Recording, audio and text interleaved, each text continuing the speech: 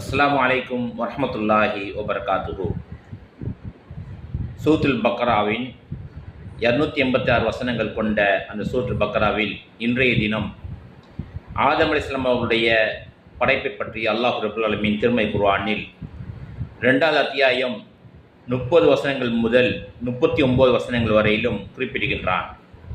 ஆதம் அலைஹிஸ்ஸலாம் அவர்களை எவ்வாறு படைக்கப்பட்டது, ஆதம் அலைஹிஸ்ஸலாம் அவர்களுக்கு வானத்தில் உள்ள விஷயங்கள் எல்லாம் கற்றுக் கொடுக்கப்பட்டது, ஆதம் அலைஹிஸ்ஸலாம் அவர்களுக்கு சஜா செய்யும்படி மலக்குமார்களை ஏவினான், மலக்குமார்கள் சஜா செய்தார்கள், இப்லீஸ் மறுத்தான், அந்த மறுத்தனுடைய விளைவு மூலமாக என்னென்ன நடந்தது என்பதாக அல்லாஹ் ரப்புல் ஆலமீன் திருமறை குர்ஆனில் குறிப்பிட்டு காட்டியிருக்கின்றான்.